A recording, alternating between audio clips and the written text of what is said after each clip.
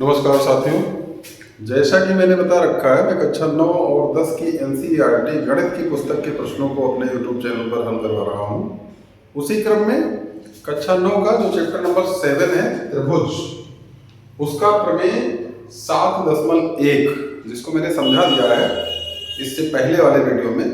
इस वीडियो में मैं उसकी उपपत्ति करवाना चाहूँगा, प्रूफ करवाना चाहूँगा। तो देखिए, थोड़ा सा कठिन चीज़ है, लेकिन प्रयास किया जाए तो कोई भी कठिन चीज हो आसान हो जाती है। पढ़ लेते हैं पहले। ASA यानी कोण भुजा कोण सर्वांग क्षमता नियम, एंगल साइड एंगल। तो देखिए क्या है, कह रहे हैं यदि दो त्रिभुज सर्वांगसम होते हैं, दो त्रिभुज सर्वांगसम होते हैं, यदि एक त्रिभुज के दो कोण और उनके अंतर्गत भुजा दूसरे त्रिभुज के दो कोणों और उनकी अंतर्गत भुजा के बराबर होंगे।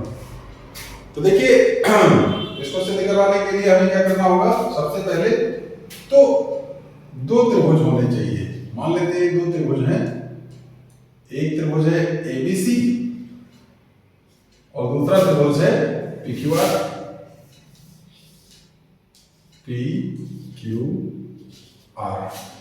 तो हमें इस प्रमेय को सिद्ध करने में क्या पता है, ज्ञात है। ज्ञात है, क्या ज्ञात है, त्रिभुज ABC तथा त्रिभुज PQR में क्या ज्ञात है। कोई दो कोण ले लेते हैं, मान लेते हैं B बराबर Q है, कोण B बराबर कोण Q।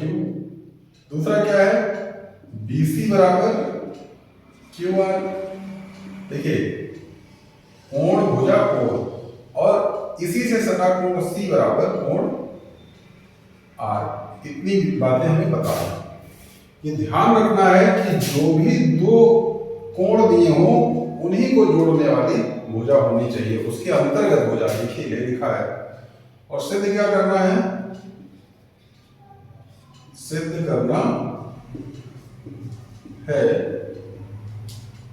त्रिभुज ABC सर्वांगसम है त्रिभुज PQR के। ये तीन बातें सिद्ध करनी है। उपपत्ति हम करेंगे।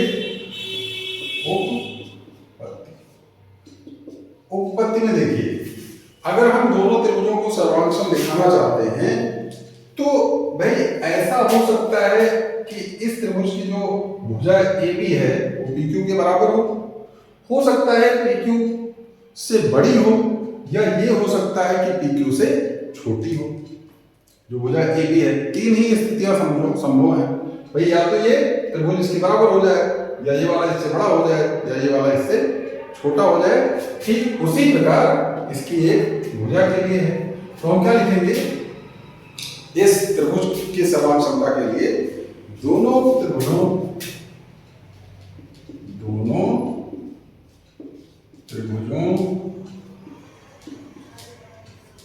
की सर्वांग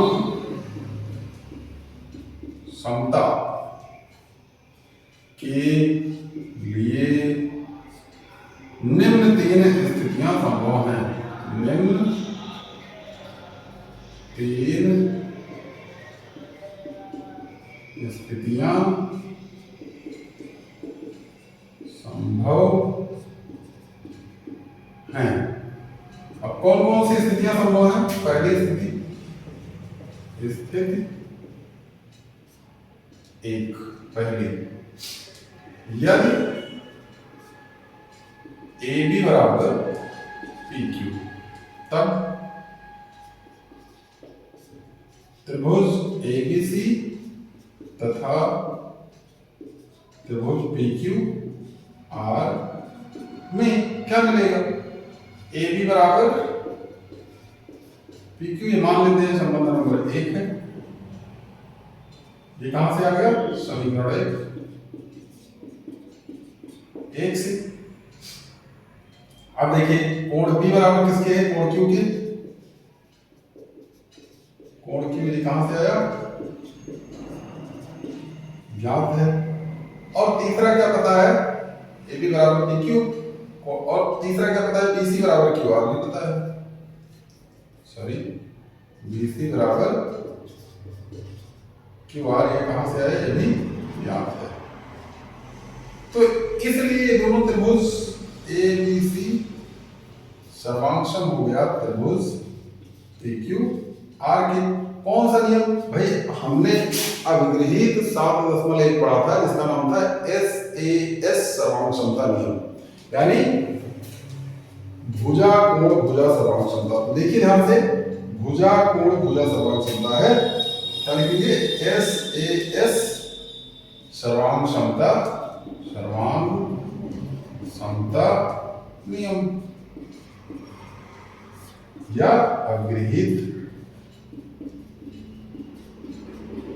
और हमने पहले ही बता रखा था अभिगृहित या अवधारणाएं वे कथन होते हैं जो स्वयं सिद्ध होते हैं, उनको सिद्ध किया नहीं जाता, उनका प्रयोग किया जाता है सीधा।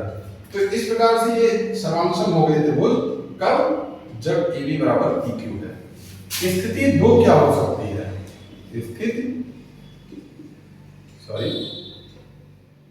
स्थिति सेकंड क्या हो सकता है, यदि AB बड़ा है PQ से, AB क्या हो जाए, बड़ा हो जाए, तब देखिए क्या हो सकता है।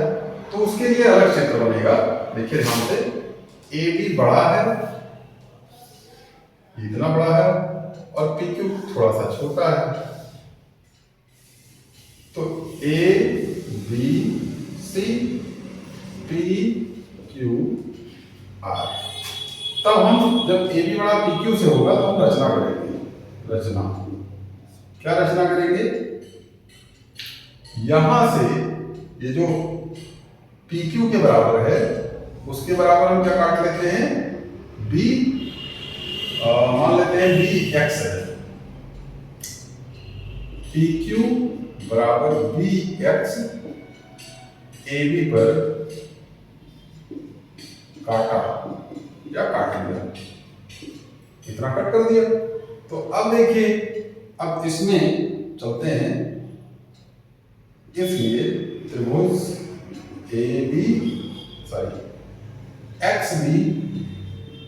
XBC तथा त्रिभुज PQR में देखिए XB बराबर किसके है, XB बराबर PQ, ये कहां से है, रचना से। और कोण B बराबर किसके है, कोण Q, ये कहां से आया, ज्ञात है, ये देखिए ज्ञात है कोण B बराबर कोण Q। और BC बराबर QR, ये कहां से आया, ये भी ज्ञात है। इसलिए त्रिभुज, जो ये त्रिभुज है, त्रिभुज XBC सर्वांगसम हो गया त्रिभुज PQR के। कौन सा नियम, SAS सर्वांगसमता नियम, सर्वांग समता नियम। तो इस प्रकार ये सर्वांगसम हो गया। अच्छा, अगर ये सर्वांगसम हो गया तो CT से इसका भाग भी बराबर होगा, इसलिए क्या हो जाएगा, कोण BCX बराबर कोण QRP, ये हो गया। ये कहां से आ गया, CP। परंतु हमें पता क्या है, कोण ACB मतलब कोण C, किधर गया, कोण C, कोण ACB बराबर है कोण QRP, या यूं कहें कोण R के। और ये कहां से आया, ज्ञात है। अब ध्यान से देखिए भाई, अगर ये सेम चीज है तो इसका मतलब ये वाला कोण बराबर है। एक मिनट में देख लूं, थोड़ा सा वीडियो से कटने ना पाए चीजें, नहीं अब इससे नीचे हम लिखेंगे तो कट जाएगा। हम कहां लिखते हैं, यहां पे लिख देते हैं, यहां। तो देखिए ये चीज हो गया। इसलिए अब क्या हो जाएगा भाई, देखिए इधर वाली चीजें बराबर है तो ये भी बराबर, बी सी एक्स बराबर कोण ए सी बी, और बी सी एक्स बराबर कोण ए सी बी। अब देखो बी सी एक्स, ये वाला कोण और ये पूरा कोण बराबर कब होगा, जब ये जो सी ए रेखा है वो किस पे आ जाए, सी एक्स पे। तो क्या लिखेंगे, यह तभी संभव है जब क्या हो जाए, सी एक्स बराबर सी एक्स बराबर सी ए, अर्थात बिंदु कौन कौन से बिंदु हैं, एक्स तथा ए संपाती हैं, संपाती अर्थात एक ही स्थान पर हो, एक ही स्थान पर हूं, ऐसा तभी संभव है। इसलिए अब मैं क्या करूंगा, ये इधर वाला मिटा देता हूं, स्थिति पहले आप चाहें तो नोट कर ले, क्योंकि ये बड़ा प्रमेय है, मेरे बोर्ड पे आ नहीं रहा है, पहली स्थिति मिटा देता हूं और प्रमेय भी हटा देता हूं ताकि और भी जगह है।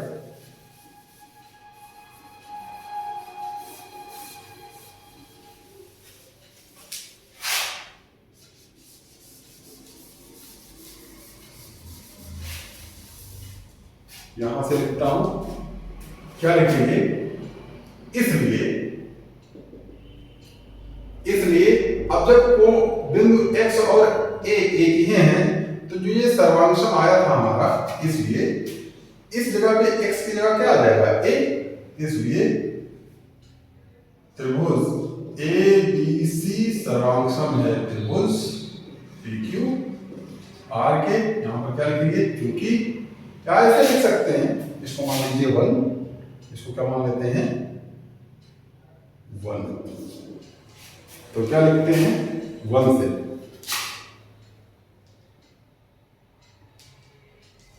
ये देखिए क्या लिखेंगे, संबंध 1 से, संबंध 1 हो चुका है, चलिए इसको 2 मान लेते हैं, क्या लिखेंगे संबंध 2 से, संबंध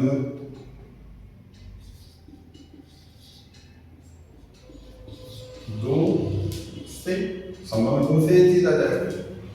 अब ये तो सर्वांशम हो गया। देखिए दूसरी स्थिति में भी हमने क्या सिद्ध कर दिया कि ये वाला जो ए बी है वो बड़ा होगा, तो हम प्रयास करके बड़ा करेंगे अगर, और दोनों कोण बराबर हैं, ये कोण और ये पूरे कोण बराबर हैं, तो गड़बड़ आ जाएगा, मतलब दोनों ये बड़ा हो ही नहीं सकता, इसी पे आएगा, यानी दोनों त्रिभुज कैसे होंगे, सर्वांशम। अब स्थिति तीसरी क्या हो सकती है, स्थिति A be less than P Q, ये हो सकता है स्थिति थर्ड में, मतलब ए बी क्या हो, छोटा हो और पी क्यू बड़ा हो जाए, ऐसा भी हो सकता है। तो चलो दूसरा त्रिभुज बनाते हैं, ए बी सी और पी क्यू आर, एक बना दिया हमने पी क्यू आर, ऐसा कुछ बना दिया, इसका नाम है पी क्यू आर। अब देखिए, अब इसके लिए फिर से रचना करनी पड़ेगी। रचना हमने क्या किया, इस आर से यहां पर ऐसे कुछ मिलाया, मान लेते हैं एस है, तो रचना में एस क्यू बराबर ए बी पी क्यू पर काटा, यानी पी क्यू जो भुजा है उस पर हमने क्या किया, एस क्यू, ये वाली और ये वाली बराबर। अब चलते हैं, इसलिए त्रिभुज हम किस में लेंगे, ए बी सी तथा त्रिभुज एस क्यू आर में। देखते हैं क्या क्या मिलेगा भाई। एस क्यू आर में क्या मिलेगा, ए बी बराबर एस क्यू, ये कहां से आया, रचना से, रचना से। और देखिए कोण बी बराबर कोण क्यू ये कहां से आया? ज्ञात है, तो हमने शुरू में लिखा था उसी में ज्ञात है। और BC बराबर किसके आ जाएगा? QR। ये कहां से आया? ये भी ज्ञात है। इसलिए त्रिभुज ABC सर्वांगसम हो गया त्रिभुज SQRQ। कौन सा नियम? SAS सर्वांगसमता, जो कि अग्रहीत था, वही नियम लग गया। और इसलिए क्या हो जाएगा भाई? कोण भी तो बराबर हो जाएंगे। कौन से कोण? कोण C, जिसको C कहते हैं, वो किसके बराबर आएगा? कोण R, या पूरा नाम देना चाहें तो हम क्या लिखेंगे? कोण BCA बराबर QRS। किससे आ गया? CT। ये हो गया। परंतु दूसरा कोण क्या है? देखिए, पिछले वाले एकदम इसी की तरह क्या हो जाएगा? एक कोण हमें ज्ञात भी तो है कि कोण C जो है वो पूरे कोण R के बराबर है, परंतु कोण BCA बराबर कोण QRP, ये चीज ज्ञात है। इसलिए क्या मिल जाएगा भाई? ये इस साइड वाला बराबर है तो इधर वाला भी बराबर होगा, यानी QRS बराबर कोण QRP। अब देखिए QRS, ये पूरा कोण इस पूरे कोण के बराबर तभी संभव है, या तभी संभव है जब CA बराबर RS व RP एक ही स्थान पर हों,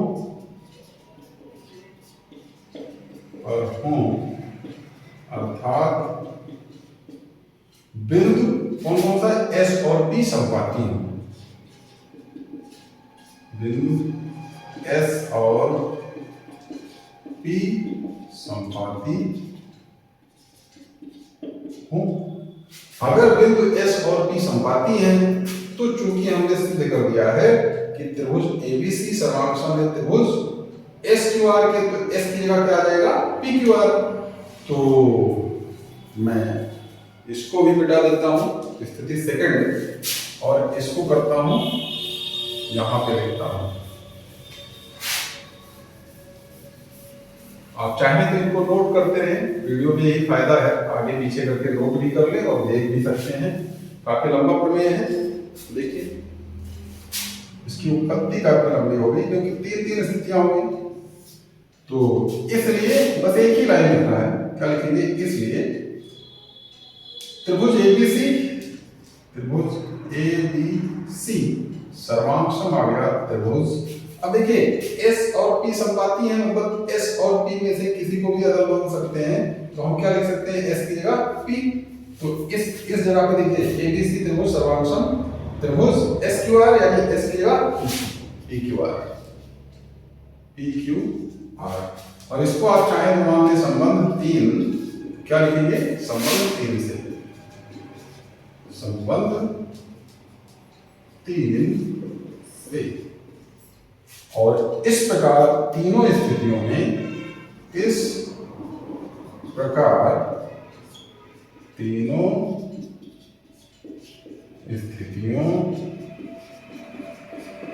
में क्या मिला हमको? त्रिभुज ABC सर्वांगसम त्रिभुज PQR, हेंस प्रूव्ड। और तीनों स्थितियों में ये प्रमेय सिद्ध हो गया है।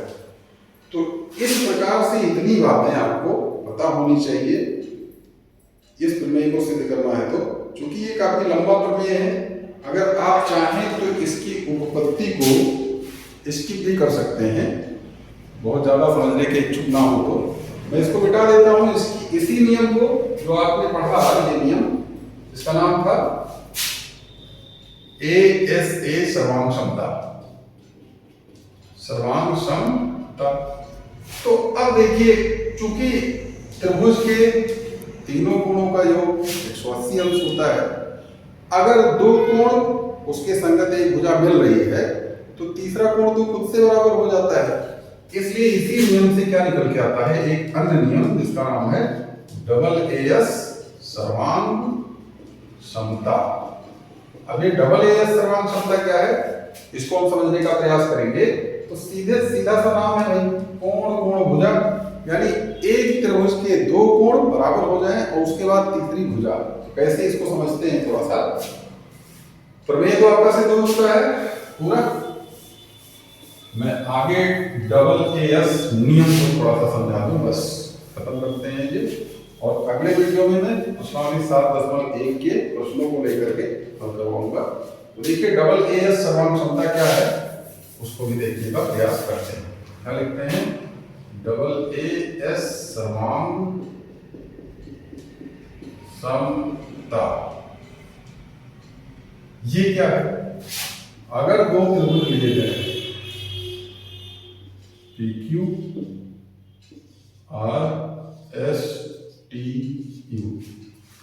तो देखिए त्रिभुज PQ R तथा त्रिभुज STU में यदि क्या मिले, दो कोण P बराबर कोण S, कोण Q बराबर कोण T, और पहला कोण दूसरा कोण, फिर इससे सटी एक भुजा या इससे सटी एक भुजा। ध्यान रखना है, कोण कोण फिर भुजा मिलनी चाहिए। तो पहला कोण दूसरा कोण फिर इससे सटी भुजा क्या हो जाएगी, QR बराबर। तो इसी तरह इसमें भी चलेगा, ये कोण हो गया तो कोण कोण फिर इससे सटी भुजा क्या हो जाएगा, PU। इतनी चीज बराबर हो जाए तो दोनों त्रिभुज क्या हो जाते हैं, त्रिभुज PQR सर्वांग सम हो जाएगा त्रिभुज STU की कौन सा नियम, डबल एएस सर्वांग समता नियम। ध्यान रखना है, बाकी बचे हुए पार्ट कैसे हो जाएंगे, बराबर सीधी। और इसलिए आपका क्या क्या पार्ट बच गया, एक तो कोण R बचा, वो किसके बराबर हो जाएगा, कोण Q के। दो भुजाएं बची वो भी बराबर हो जाएंगी, PQ बराबर ST के और PR बराबर SQ के। और ये सारे किससे हो जाएंगे, CPCT, जो कि मैं आप लोगों को बता चुका हूं, सेम चीज।